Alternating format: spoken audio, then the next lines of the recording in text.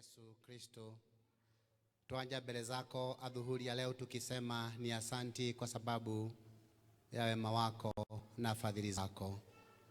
Baba, watuambia kwamba kila jambo ni la mpito, lakini neno lako litaishi milele. Wakati wa kupata neno umewadia. Tuomba ya kwamba utubariki na utuongoze ili maneno ya kinywa changu na tafakari za roho za waumini hawa zikubalike na wewe, katika jina la Baba na la Mwana na la Roho Mtakatifu. Amen. Tuketi chini. Bwana Yesu asifiwe.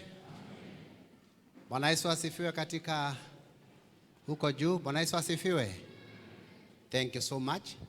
Kwanza nitaanza kwa kutaja jina langu. Jina langu naitwa Alfred Mugendi Kanga. Yesu ni Bwana na Mwokozi wa maisha yangu. Na kama nilipokuwa nimemwarifu hapo awali, ninahudumu pale Presbytery ya Diririka katika parokia ya Kenyatta Road. Hapo ndipo tumetoka na mke wangu, na tukaja hapa kwa sababu mchungaji Joyce na Bogwa ni marafiki wetu, na ndiposa tukaja ili tuweze kushiriki pamoja ibada hii ya kumteua mchungaji Joyce kuwa mchungaji, na ndiposa tukaja kwa sababu ya marafiki ama urafiki. La pili, inaonekana ni drama, ni video. Deputy Secretary General akakaa chini na akachagua mmoja haubiri. That is unheard of. Kwa hivyo nataka kutoa shukrani pia kwa our guest of honor, Bwana Kariuki, ambaye ni our Deputy Secretary General. Kwa wakati tulipokuja akasema ya kwamba yeye angependa kuketi chini na mimi nisimame. Nikawaza, nikawazua, nikauliza kama ni ukweli. Tulipoenda vestry akasema nipeane masomo. Hao ni wamenya ile leo orosho no afio. Kwa hivyo mchungaji, thank you so much for giving me the opportunity pamoja na presbytery hii ili tuweze kufanya kazi ya Bwana. Niko na historia kubwa katika kanisa hili la PCA Karatina, kwa sababu wakati nilipofanywa mchungaji miaka 27 iliyopita, this was my first landing. Hapa ndipo nilikuja na nikaingia hii kanisa, nikakuta presbytery ikiongozwa na mchungaji Guyo na Bwana Kashora, na nilipokuja nilikuwa nimetumwa eneo la Kibiregwe, lakini presbytery ikiisha nilikuwa nimepelekwa Magutu. So niko na historia kubwa hapa. Hapa ndipo nilifika mara ya kwanza, na wakati hiyo presbytery maji takamubea torodia ina mudu no leo nindagire mudu leo ndire mubea. Bwana Yesu asifiwe. Simulimuona? Ndio hiyo. Today is a very important Sunday. Inasemekana ni Jumapili ya mitende, ama ukipenda Palm Sunday. Na ni Palm Sunday ambapo tunajua kwamba Yesu aliingia katika mji mkuu wa Yerusalemu. Kisha na maana ni kwamba alikuwa ameenda kuandamana athiete mugomo ni undu wa mehia maria mari Yerusalemu. Na kwa sababu ilikuwa wakati wake wa mwisho, alikuwa anakisia kwamba wiki iliyofuata ama kutoka kesho ataweza kupitia kipindi cha mateso. Akasema ni vizuri aingie Yerusalemu leo, na akaingia kwa kishindo kikubwa. Inaitwa triumphant entry into Jerusalem. Na akaingia kuandamana kwa sababu ya uongozi mbaya wa Kiroma, na vile vile kwa sababu ya dhambi ambazo zilikuwa katika nchi ya Yerusalemu. Na akaenda akahubiri na akafanya mambo mengi sana, na kutoka kesho shinda zake zikaanza, na hatimaye akapeana mfano au akapeana parable ya 10 virgins. Kutoka hapo mambo ikaanza unveil, ikaanza kufunguka na akaanza kuteswa. Hiyo ndio wiki ambayo tuko kwake wakati huu, the Palm Sunday. Na ndiposa hapa nimeona tumewekewa mitende, ikiwa ni kumbukumbu tosha ya kwamba siku ya leo ama Jumapili ya leo ni Jumapili ya Mitende, Palm Sunday. I want to speak about God's choice. Ndrenda kwaria uhoro wa guthurwo ni Ngai. Bwana Yesu asifiwe. God's choice. Kuteuliwa na Mungu ama kuchaguliwa na Mungu. Kuchaguliwa na Mungu, guthurwo ni Ngai. Eyo neo sermon yakwa muthenya wa umuthi. Uyu tiukite ni undu wa Joyce kwa sababu ya yeye leo, siku ya leo akateuliwa akawa mchungaji wa neno la Bwana, na tunaamini ya kwamba hayo ni mapenzi ya Mungu ya kwamba awe hapa na tuwe hapa siku ya leo ili tuweze kushuhudia jambo hili nzuri na mna hii. Na tumesomewa somo kutoka kitabu cha Samueli wa kwanza kuanzia mstari wa 16, sura ya 16 kuanzia mstari wa kwanza kwenda hadi wa 13. Alafu somo la pili kapatikana kutoka barua ya Paulo kwa Warumi, sura ni ya 12 mstari wa kwanza na wa pili, na yote inazungumza juu ya kufanya kazi katika uga la Bwana na unapaswa kuwa namna gani ili uweze kukubalika katika utenda kazi. Kwa hivyo nitaongea juu ya kuchaguliwa na Mungu ili utende kazi popote pale ulipo. Na katika kitabu cha Samueli wa kwanza sura ya 19 kuanzia mstari wa kwanza hadi kwenda wa 13 inazungumza vile mfalme wa Israeli wa pili alichaguliwa na Mungu kupitia familia ya Jese. Na kabla sijafika hapo, nipatiane utangulizi mdogo tu katika kitabu hichi cha Samueli. I want to give an introduction of the book of Samuel, kwa sababu kitabu cha Samueli, it is like a transition between the old governance and the new governance. Ni kitabu ambacho kilikuja kupatanisha ama ushering in the people of Israel from the former way of being governed that was theocratic to the new way of governance as per their demand, democratic. Kwa hivyo hapo mbeleni wana wa Israeli walikuwa wanaongozwa na Mungu, and kila wakati walikuwa wanafuata uongozi wa Mungu. Na ikafika mahali wakati walipoenda katika nchi ya ahadi wakazoea, na walipozoea Mungu wakaona kana kwamba wametoshana na wakaanza kukataa uongozi wa Mungu. They started refusing the form of government that was theocracy. It was theocratic. Walikuwa wanalia, wanapewa. Wanasema ya kwamba wana chakula jangwani, wanapewa chakula. Wanasema ya kwamba wameugua, wanapewa uponyaji. Wakati walipofika na wakazoea, wakaanza kuleta shinda, wakaanza kuandamana, wakaanza kusema ya kwamba this is not what we are expecting, and they demanded for a king ambaye wangemuona na wangemuhisi na wangetangamana na wangezungumuza. Hapo ndipo Mungu alikubali, na wakaenda wakafanya mchunjo, wakamchagua mfalme ambaye alikuwa anaitwa Saulo. So they migrated from theocracy to monarchy. Makiuma gutongorio ni Ngai magithie gutongorio ni mundu. Makiriganirwo Ngai ura wa marutire bururi wa Misiri, makiriganirwo ni Ngai ura matwarire bururi wa jangwani.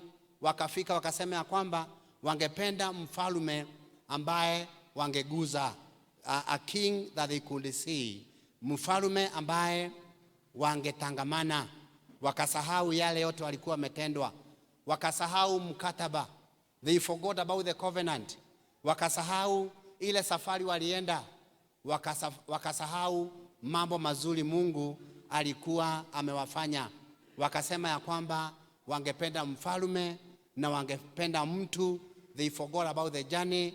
They forgot about the dramatic deliverance from the bondage. Wakasahau vile walivushwa katika mto mwekundu, lakini wakafika wakazoea, wakafika wakatosheka, makiuga ni mekwenda muthamaki, mangiona na maitho mekwenda muthamaki, na Ngai akimarekereria magithie magithura Saulu. Na ria mathurire Saulu agituika he was not God's choice, kwa sababu yeye alichaguliwa na wananchi, alichaguliwa na watu ambao walienda wakafanya mkutano wa hadhara na wakasema mimi ndio nafaa. Kwa hivyo wao wakachagua mfalme bandala ya Mungu awachagulie. So they settled on Saul ama Saulu. Na wakati walipochagua Saulu wakaenda na kinyume na mahitaji na matakwa na mafikira na mapenzi ya Mwenyezi Mungu. Saulu akaenda opposite. Ule mwathani eshiragia, Saulu agithii opposite. Ota ule mwathani egwishiragia uguka kanitha-ini nigetha waigue kiugo, ugithii opposite, ugithii kule WhatsApp. Riu haha niho gwatuikire ati Saulu ni athire opposite, na Ngai ndakenire ni uhoro wa Saulu guthii opposite. Na ndiposa sasa hapa tunakuja katika kitabu cha Samueli sura ya 16 kuanzia mstari wa kwanza, na tukaona vile sasa Mungu alituma mtume wake, akatuma mfalme, akatuma kiongozi katika familia ya Jesse aende amchagulie kiongozi, kwa sababu yule kiongozi ambaye alichaguliwa it was not his choice. Yule mchungaji ambaye aliwekwa mafuta, yule semanzi ambaye alichaguliwa na district, yeye hakuwa amechaguliwa na Mungu, ni watu walimchagua. Yule mzee wa kanisa ambaye alichaguliwa, si Mungu alikuwa amemchagua, ni watu walimchagua. Yule mchungaji ambaye alichaguliwa na eneo fulani, haikuwa uchaguzi wa Mungu, lakini ulikuwa uchaguzi wa eneo hilo. Mungu akatosheka na madharau, akaigania madharau ma Saulu. Tondu kwina hindi Ngai akinyaga handu akaigania madharau maku. Kuna mahali ambapo Mungu anafika anasema shaigana ni shekathia, shaigana. Sasa hapa akafika mahali ambapo alisema shaigana ni shaigana. Tumekaa na Saulu kwa muda mrefu, lakini shida yake ni malingo, shida yake ni maandamano, shida yake ni matusi, shida yake ni kujijengea monument. Akasema shaigana ni shaigana. Chapter 16 of 1 Samuel tunaona ya kwamba sasa Mungu anamtuma Samueli, anamwambia kwamba ningependa uende katika jamii ya Jesse unichagulie mchungaji. Ningependa uende katika jamii ya Jesse unichagulie kiongozi. Naye Samueli akamwambia kwamba hilo eneo unalituma la Jesse, yeye ndiye jirani wa babu yake Saulu, na nikisikika niko huko na shughuli zangu ni kumchagua mfalme kitaumana. Na ndiposa Mungu akaambia Samueli, ukienda huko uende kwa amani. Waigua gukirehe thina umere ati uthiete na thayo no thiete kuruta igongona. Lakini wakakaa chini wakapanga mpango. Mungu akamwambia Samueli, ukienda pale vile utafanya, utajifanya kama unaenda kutoa tambiko, ugetua ta uthiete kuruta igongona, no wakinya ri uite ciana cia Jesse ciothe cioke hamwe. Bwana Yesu asifiwe. Uite wana wa Jesse wote wakuje pamoja, na kati ya hao watoto wa Jesse nitakuonyesha ambaye utakayeteua, utamumwagilia mafuta ili awe mfalme, ili awe mtumishi, ili awe semanzi, ili awe Mkristo. Vivyo hivyo ndivyo Samueli alifanya. Akaenda moja kwa moja katika kwa Jesse na akasema ya kwamba amekuja kwa uzuri, akiuga okite na wega, na akira Jesse athure arehe ciana ciake. Na wakati Jesse alipoleta vijana wake hapo wote 7 na wakatakazwa, ikawa ni ibada ya kufanya nini? Ya kutakazwa. Makianjia gutahikithio, Jesse Samueli akianjia kumaitĩrĩria maguta, Samueli akianjia kumatahikithia na kumaminjiria majimaji rebellion, makiminjirio tahika magitahikithio iria marĩte na iria matekete atia matarite. Bwana Yesu asifiwe. Ili wote saba wa qualify, one of them to qualify to be the king, one of them to qualify kuwa kiongozi wa wana wa Israeli. Kwa hivyo ikawa ni ibada ambayo iliongozwa na mfalume, kana no mwite muthamaki, no kwenda kumwita Samuel, and no definite description ama title. No agithie agithondeka githomo, akimatahikithia, akimera maundu amerire, akimera ngacuguo ni atigite oiga, angawe gathiaga na mwena, magitahikithio maundu, magitahikithio. Ilikuwa ibada ya kutakazwa, ino ya gutahikithio, ino ya gutherithio, othe magitherithio na magikoro othe ni atheru ni undu wa kuminjirio na ni undu wa guthondekwo. Na wakati walipofanya hivyo, sasa ilikuwa wakati wa Saulo, ilikuwa wakati wa Samueli kuconnect juu, ili asikie sauti kutoka juu, kati ya hao saba ni nani amechaguliwa kuwa mchungaji wa wana wa Israeli.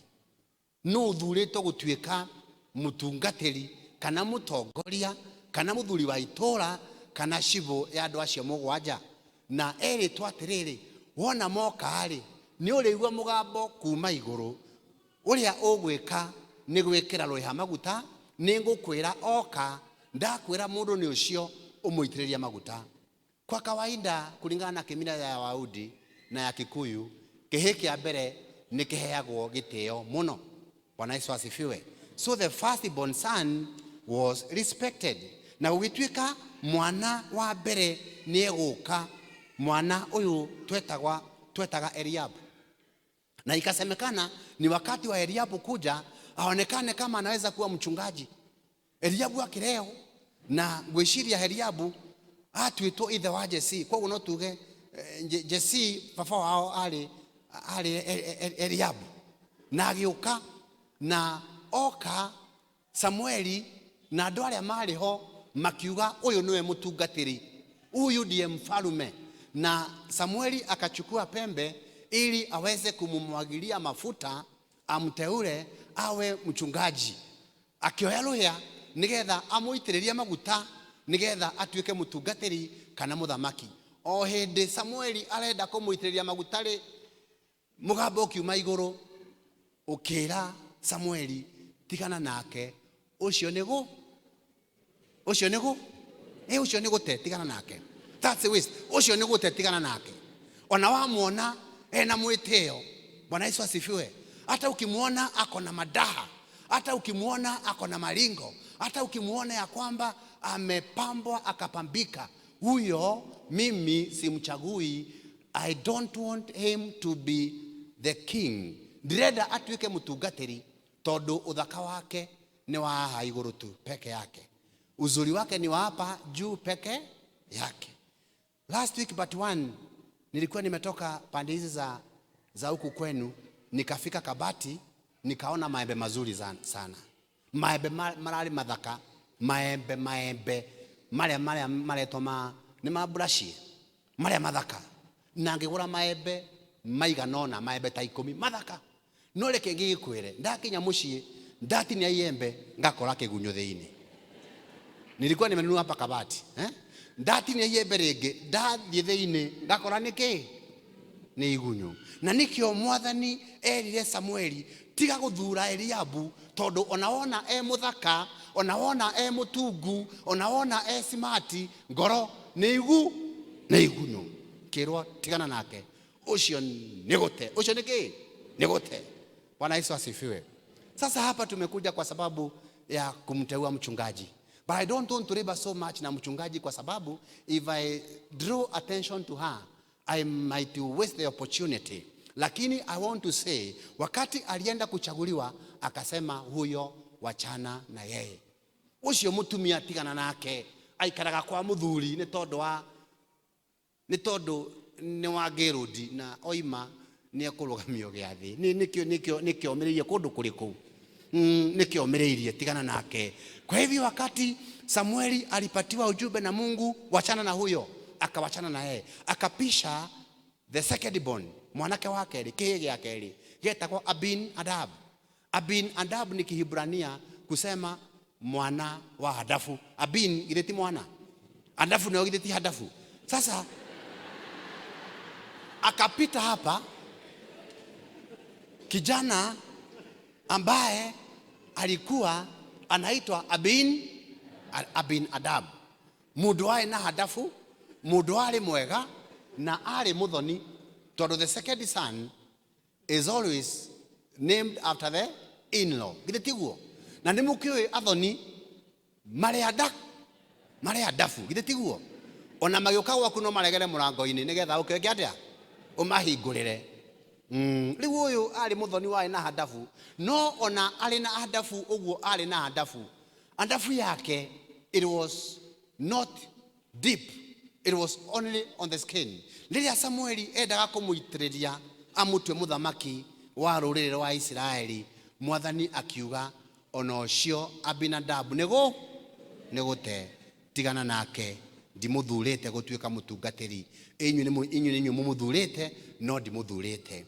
Alafu watatu akapisha pale etagwo Shama, ngwiciria ali first born brother ya Jesse. Tondu waciara thoguo, waciara muthoni guo, gindu ciara muru wa nyukwa kuringana na mutaratara wa guciarana. Riu uyu aciaritwo Shama, aciaritwo muru wa nyina, mundu waena Shama. Bwana Yesu asifiwe. Mundu waena ki? Mundu waena Shama, kanua mwonjore, no agukombe mbeca na ndagika atia ndangigucokeria, no akuiganania na rĩera rĩega for almost 2 years. Ndari akuriha thirĩ waku, no ni akuigananitie wega. Mundu ena ki? Mundu ena Shama. This guy was tasteful, alikuwa tamu, maneno matamu. Mundu ena Shama ona angiguconvince ndugathi kanitha Sunday ukamurugithiria ageni, no geka atia no gathi. Riu Shama na Shama wake Samueli akĩoya nigetha amuitĩrĩrie maguta, mwathani akimwira ona ucio niki nigute ndimuthurite. Tofauti ya kuchaguliwa na Mungu na kuchaguliwa na watu. Na alikuwa anasema ya kwamba mimi nimemkataa kwa sababu wewe Samueli unaangalia umbo, wewe Samueli unaangalia tabia za nje, wewe Samueli unaangalia kiheshima, ni heshima urahuthira, no nie ndirarora ki, mimi naangalia roho. Mimi naangalia roho. Kama vile nilikuwa na uwezo wa kukata maembe pale kabati niangalie roho yake, singenunua. Kwa hivyo tunaambiwa kwamba, to cut the long story short, mundu wa kana akihetukio akiregwo, mundu wa gatano akihetukio akiregwo, mundu wa gatandatu akihetukio akiregwo, mundu wa mugwanja akihetukio agikadea akiregwo. Just imagine 7 of Jesse's sons makiregwo ni Ngai ekuria iguru, akoiga ucio tigana nake, atuire muka ndarama ya kuhuraga ucio tigana nake, indi ciothe ainukaga utuku tahuko ndarekinya mucii muthenya ucio tigana nake, ariaga nyama karatina agathi gwitia mai washana na hao. Tigana na ucio ninjingite atia ni ndamurega, huyo nimemkataa. Tigana na ucio, mbona thiarihwo oraga mieri igana iri, tigana na ucio ni muregete. Wa gatatu ni muregete, makiregwo. Jesse akiurio, Jesse uko na kijana mwingine? Akiuga aca ndire. Riu ni muthuri wetagwa Eliabu amuragia, nduraririkana karia gokire ndagika ya mwisho karia wigaga kari ka mahitia, no amea kwena tutukaga kunato tunakuja tumechelewa, watu wanasema ni kamakosa ona gugatuika wina wasiwasi, wakarora ukagea na wasiwasi ta undu ngigatwara DNA tondu nduretikio horo riku hauamini mambo. Sasa wa mwisho akakuja na Jesse hakuwa anamkumbuka, because initially alikuwa anakubali ako na vijana 7, lakini akaulizwa wa mwisho ako wapi, na ndiposa aliambiwa kwamba Daudi ako malishoni. Na Yese akaambiwa na Samueli, hatubaduki hapa, lazima uende malishoni umlete huyo ako malishoni hapa. Na nikio Daudi agirirwo akirithia mburi, kamundu gatari na kiene, kamundu gatari na giteo, kamundu gatari na heshima. Just imagine ukiwa na wageni nyumbani, unaita vijana wako wote, lakini kijana wako mmoja hayuko, ni kusema kwamba uko na shaka na huyo kijana. Bwana Yesu asifiwe. So haijalishi kama mtu anakuwa na shaka na wewe. Let me tell you, etimaka nagia kana ado ni makoragwa na warakini nawe. Unajua kuna wale watu wanakuwa na warakini kila wakati. Kama mwingine alikuwa na warakini wakati nilifanya mahojiano ya kuwa mchungaji, na nikapita kakisession, na nikapita parokia, na nikapita presbytery, na nikaenda Zabezi nikafanya mahojiano, na nikapita mama mmoja akawa na warakini huko nyumbani Geshagi kwetu. Leo aigwa nenda hetoka guthie guthomera utungatiri oragia he na shosho wa mugendi unenie na shosho wa mugendi ari murogi mugendi ahetoka atia. Sasa nauliza nyinyi, hata kama babu yangu alikuwa murogi, mimi nakaa murogi? Ni hana murogi. Leo niho kwina andu matai na uhakika kama Daudi anaweza akakuwa mfalme. And let me tell you, inasemekana ya kwamba wakati Daudi alipofika Samueli akachukua pembe na akamwambia, akaambiwa na Mungu, mundu ni ucio muitiririe maguta, na Samueli akioyarohia ageitiriria Daudi maguta, na roho wa Ngai ugithamira Daudi, na Daudi agituika mutungatiri wa ruriri rwake wa Israeli. Kwa hivyo Joyce, I want to tell you, haijalishi kama watu walikuwa na shaka na wewe, haijalishi kama ulikuwa malishoni, haijalishi kama watu walikuwa wanasema kwamba hauwezi. Samueli amekuja, amekumwagilia mafuta, na roho wa Mungu ameingia ndani yako. Sasa umeambiwa twende kazi. Bwana Yesu asifiwe. Sasa kibaruani kwako Joyce, leo tumekuja, umeteuliwa, umekuwa mchungaji, na sasa nguvu imehama, imeingia kwako. Sasa ni kwenda kufanya kazi. Kwa hivyo siku ya tunataka kusema nini? Siku ya leo tunataka kusema ya kwamba ule andu makuonaga tiguo Ngai akuonaga, no ule andu moigaga iguru riaku tiguo hana. Andu no maguikirie mahiga, but you are not worthy guikirio ki mahiga. No akoiga atwe gukurathima, gutire undu ungikaria, gutire kindu mundu kana undu ungigiria akurathime. Na nikio tuge ikaro giki tukoiga atiriri, ithu turi arathime. Bwana Yesu asifiwe. Sasa pale huko jiulize kama wewe umechaguliwa na Mungu. Jiulize pale ambapo unapofanya kazi kama umechaguliwa na Mungu, kama vile wa Roma ilisema ya kwamba toeni miili yenu iwe tambiko iliyo hai. Can you offer your body as a living sacrifice? No murute miili yanyu ituike igongona ringitikirika ni Ngai. We ta mutongoria ri, we kama kiongozi, have you offered your body as a living sacrifice? Wewe kama mzee wa nyumbani, mudhuri wa mushi, have you offered yourself as a living sacrifice? Kwa hivyo nikimaliza, as I conclude, why was David appointed mchungaji wa wana wa Israeli among 87? Remember, Mungu anasema ya kwamba David is man after God's heart. Ugo niguo Bible yugaga ati Daudi ari mundu uria Ngai atete muno thiini wa ngoro yake. Mimi nikimwangalia Daudi akiwa malishoni na wale wengine wakiwa nyumbani walikuwa na malingo, lakini Daudi hakuwa na malingo. Na ndipo hata mwimbaji mmoja kutoka Ukambani anaitwa Kiteiko, huyo ambaye ameimba na usungio wesabu ya Ngai ni wongwenda masabu mangaiti mamundu andu mandalaila mithenya makona ndathela mwendwa muminukirio wandu mwambiririo wa Ngai mwene masa. Haya keke. So hapa tunaambiwa ya kwamba Daudi alikuwa na mambo ambayo alifanya achaguliwe. Kwa kifupi sana, jambo la kwanza ambalo Mungu alimwelekeza Samueli kuteua Daudi ni kwa sababu he had one willingness to rectify his mistake.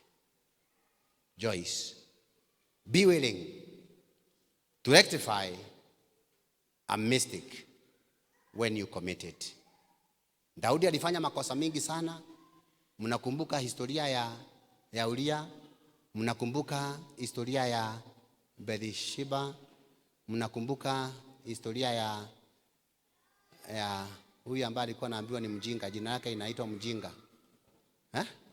Nabal. Lakini licha ya kufanya hayo alirekebisha.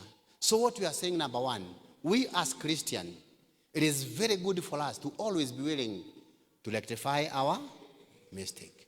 So can you rectify your mistake? Muthuri wa gikaro giki umetenda makosa nyumbani, can you rectify? Wacha kaa ngumu kama hapana, kaa ngumu. Unaona, I'm treading carefully. I am treading carefully. I don't want to hurt anybody. Not ya kuikara ati wewe Mgikuyu ambaye anamtiaka kwa mashuru. Kama umetenda makosa, can you be ready to rectify your mistake? David was very willing to rectify his mistake. Joyce, to succeed in this ministry, if you make a mistake, be ready to rectify. Point number 2. Alikuwa na a lot of humility. Alimwenyihia. Just imagine, adume mushima kiria nyama na keruru. Na ndaranege na. So, let us always portray humility in us. Hata kama umepatiwa mamlaka kubwa, is going to be kwenyihia na kwenyerekia. Remember, he was tasked with a very big responsibility of destroying the Amalekites.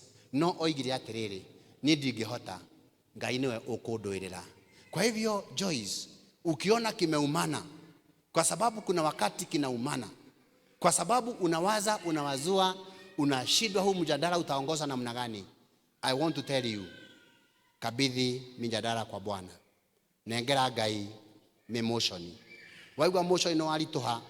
No waigwa ta motion yenda gukwerekera, ira Mwathani, ucio motion urareho ni andu acio, ni ndakunengera. Bwana Yesu asifiwe. Mwaigwa ta murashirirwo atumia, nyinyi mukisikia kana kwamba ni murashirirwo, nengerai Ngai motion yanyu. Ira Mwathani, ona wegana limwe na mundu, wakati mwingine mtu anapasa ujumbe kwa maombi. Mwambie Bwana, sasa umeona sasa vile mambo ilivyo. Unaona tangu nikuje hapa Bwana vile nimeteseka. Unaona Bwana hata sijanunuliwa nguo, ni mimi najinunulia. Bwana bariki huyu mzee. Naama ni mahoya.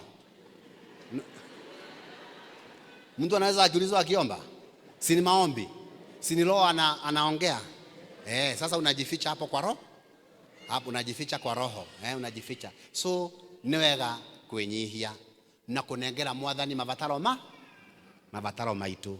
Sisi ambao wikao hiki kwenyihia na kunengera Mwathani mabataro maitu.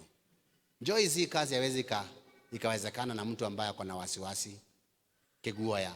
David was courageous. Point number 3. So Joyce, I would urge you to be courageous. Hata kama mambo imekuwa kubwa sana, wewe pambana nayo. Kama vile Daudi alikumbana na Goliath na akasema ya kwamba nikiwa na wewe Bwana nitashinda. So ukimuita Bwana ukiwa na ujasiri, nataka kukuambia kwamba Joyce, utafaulu. Niwe galimwe kwiyuragia. Mutongoria ragwa ni wa kwiyuria. Ona raigwa ndure na hinya ukeyuria. Ukeyuragia Joyce rimwe na rimwe koigaga riu ni muramenya kuringana na according to the practice and the procedure, Niwe galimwe kuona ona watho wa bururi according to chapter 44 of the Penal Code of Kenya. Kameraga ukeyuria Joyce ugekagira hinya kama kuutagira Penal Code utaramenya roiga atia, Be courageous Joyce, hapana ka legerege hivi tureide ciothe oria mukuga muiga atia tuti uguo oria mugwika atia na bana jijaze na wakutie Penal Code. Finally, lazima umpende Mungu Joyce. Usipompenda Mungu hauwezi. Lazima umpende Mungu. Na ya mwisho, the ability to change. David was very adaptive. Alikuwa anapelekwa hapa, anatoshea. Akipelekwa pale, anatoshea. Akienda hapa, anatoshea. Na ndiposa kitabu cha Mitume chapter 12 verse 13-22 inasema, through David God would deliver on his promises. I want to say, through Joyce, God gonna deliver his promises to the people of Mboni. Through Joyce, God will deliver his promises to the people of Kenya. So what I can tell you, he can't be able to deliver his promises through you kama haumpendi. Swali nyeti ni je, wewe umechaguliwa na Mungu ama umejichagua? Uthuritwo ni Ngai kana niwe withure? Niwe withurite. Mwathani aturathime na atufanye mambo mema. Tunapomtakia Joyce kila laheri na fanaka katika hii kazi, na akitenda kazi ajiulize, je, amechaguliwa na Mungu ama ni yeye mwenyewe amejichagua? Ukichaguliwa na Mungu, you succeed. Ukijichagua hautafaulu. Right? Ukichaguliwa na Mungu utafanya nini? Ta succeed. Tondu andu no makuhenie, no makugane maguthurite. Kwaja ta inyu andu aguku nitumwitigirite muno andu a Nyeri tondu moinaga no wanguku.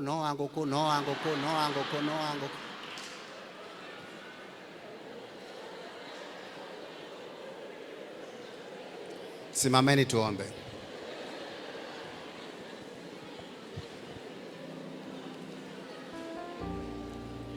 Hakuna Mungu kama wewe, hakuna